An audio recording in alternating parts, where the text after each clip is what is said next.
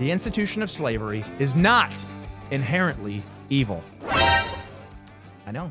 Some of you guys are upset by that. Some of you guys are saying, I've been saying that for years. This is the Dollemore Daily. My name is Garrison Hayes, guest hosting here on the channel this week. Listen, this one bothered me. This one genuinely annoyed me over the weekend. We've looped back around to the Christians defending the institution of slavery part of Christian history. And it's bothering me. Christian nationalist Joshua Haymes, he's a commentator, defended slavery as an institution in a viral video that I need you to see. Take a look. The institution of slavery is not inherently evil. I know. Some of you guys are upset by that. Some of you guys are saying, I've been saying that for years. Okay, I'll take it a step further. It is not inherently evil to own another human being.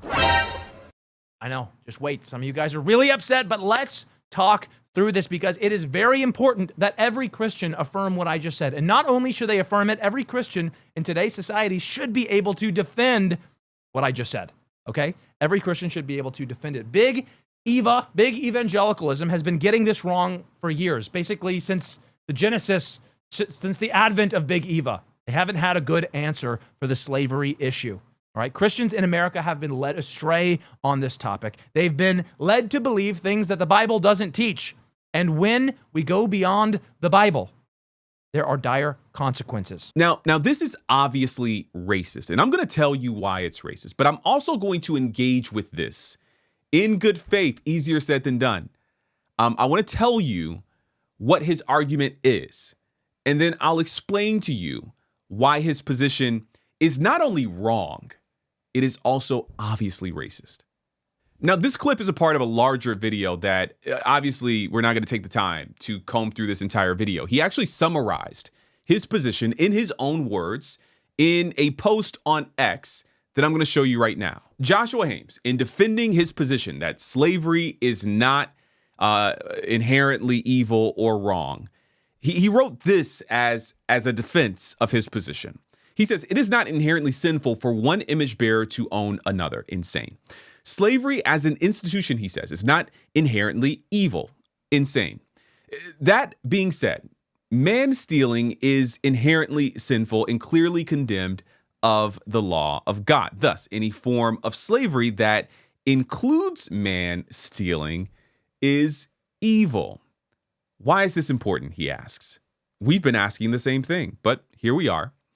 Because to posit that all forms of slavery are inherently evil is to accuse God, he says, of helping institute and regulate an evil system for the nation of Israel in the Old Testament. He goes on, God is the same yesterday, today, and tomorrow. If owning another person is inherently evil today, then it was inherently evil in ancient Israel, he says. And thus, you can accuse God of engaging in evil. What a doozy. Now, I'm going to debunk this stuff. I'm going to kind of take it a few points at a time. There really aren't that many points being made. It's kind of all built on what I believe to be a house of cards. But I'm going to debunk it. And I'll even use a couple of scriptures here or there to do it. So let's start with the foundational claim. The thing undergirding his entire position, his entire argument, is that to quote, to posit that all forms of slavery are inherently evil is to accuse God, he says, of helping institute and regulate an evil system.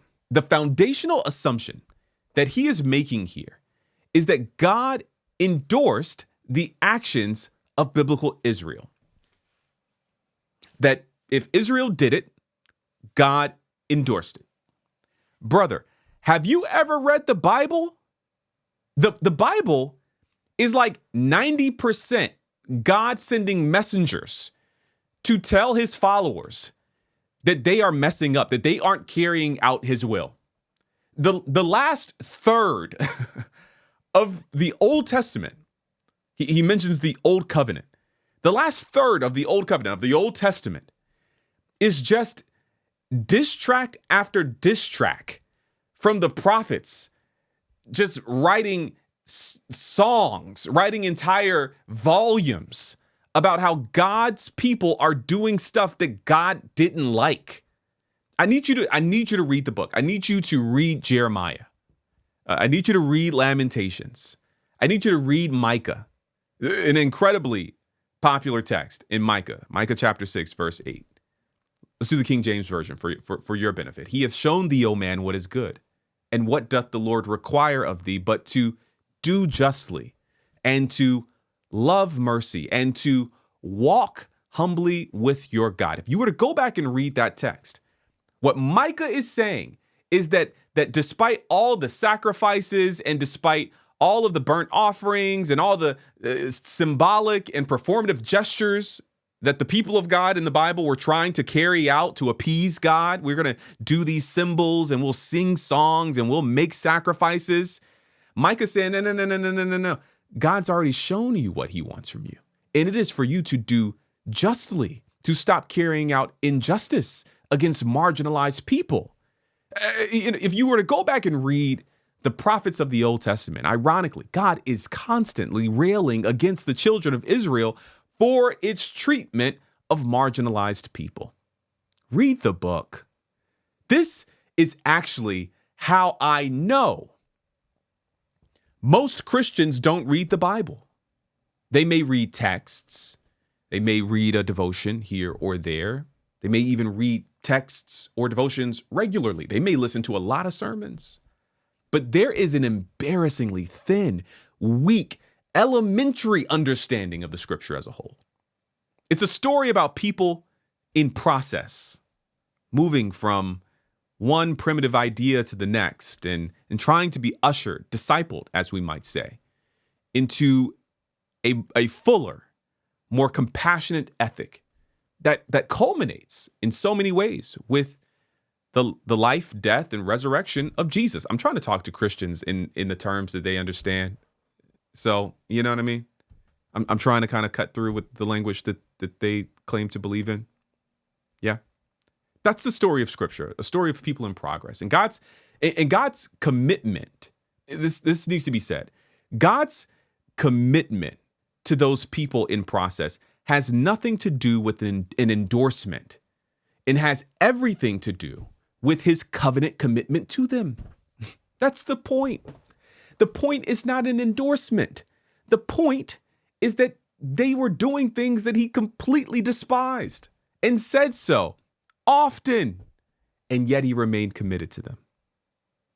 This is why the scriptures say, while we were yet sinners, Christ died for us. It is a commitment despite. That's the point. That's the point. Not an endorsement. But I think many white Christian nationalists are blinded by their own priors. What I mean by that is that they have these ideas that pre-exist, these conclusions, and then they kind of force and manipulate and shrink the Bible to fit those ideas that already exist, those conclusions that they'd already come to. You know, I said that this was racist for a reason. And it comes down, in my opinion, to the simple fact that this person would not defend other institutions or activities that we consider inherently evil. He would not, I presume, defend child sexual exploitation, despite the Bible, the cultural context, the historical record, even texts in the scriptures suggest that they were marrying little girls off to grown men. I assume you wouldn't defend that. That is inherently evil. Perhaps I shouldn't make this assumption. Maybe that's something that you defend. But what I've noticed with so many Christians is that so many of people in this particular faith tradition, they're comfortable with the intellectual, theological exercise of reasoning through all of the complexities of things like institutional slavery or the humanity of non-white straight men. And they put it in this context of a biblical discussion and a theological discussion. Like, you know, you're comfortable. with that? Precisely because of how you visualize yourself as the oppressor and not as the oppressed, as the powerful and not the powerless. How do I know? I'll show you. He says it right here in this clip. Watch this. I just want to clarify, just so it's just crystal clear. I am not saying that slavery was a positive good for society. I am not saying that we should bring it back. I am very happy that white Christians abolished slavery in the West and basically across the entire world, or most of it. Did you hear it?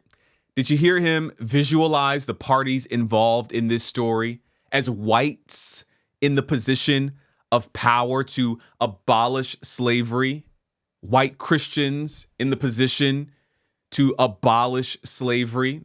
The historical record is shaky at best on that claim. And non-white people in the position of slave, of being powerless. It is precisely this visualization that makes his entire analysis possible. Do we really think, let's think critically here for a second, do we really think that white Christian nationalist men are turning their rights and their freedom into an intellectual theological exercise where in the end, the conclusion that one might come to after going through the exercise of on the rights of white Christian men, they come to the conclusion that God approves their subjugation? Do you think we're doing that? I've not seen it. Show me the time where white Christian nationalist men, straight men, are turning their rights and their freedom into an intellectual exercise where in the end God approves of their subjugation. I think the overarching work of whiteness and white supremacy over the course of hundreds of years and generations and generations and generations of white Christians is what creates the conditions that allow him to come to these conclusions, to hold the presupposition that this is a topic worth debating. There is a deep social encoding that allows him to conclude that this is worth a ponder, that it is simply something to be negotiated theologically as opposed to being the utter moral and intellectual failure that it is. Your ancestors failed to develop a hermeneutic worth anything. They failed to read the scripture with any consistency, with any value, bereft of even an ounce of depth. And you just willingly, uncritically, pick it back up to serve your white supremacist movement's racist agenda. Pathetic. But I do want to take seriously the fact that this guy is open to being enslaved on biblical grounds, of course. He looks, quite frankly, very weak. So a buyer would no doubt need to make an initial investment in bulking him up and getting him fit for labor in the fields. So that's something that a buyer would need to, at the very least, think about. I'm not especially versed in the slave market, but I do think that that may drive down his market value among the enslavers. Those of us who are anti-slavery, we just don't know a lot about that. But the enslavers would be able to weigh in. If you are one of those, please weigh in the comments. I'm going to call it there. I'm Garrison Hayes, guest hosting for my friend Jesse Dollemore while he's away. Huge shout out to Jesse and to everyone you've been commenting. You guys are great. Listen, make sure you leave a comment on this one down in the comments. I'm really interested in what you have to say about this one in particular. Is slavery, not that bad? As Christians, should we be more pro-slavery? God was pro-slavery. He wasn't. Let me just say that. Okay.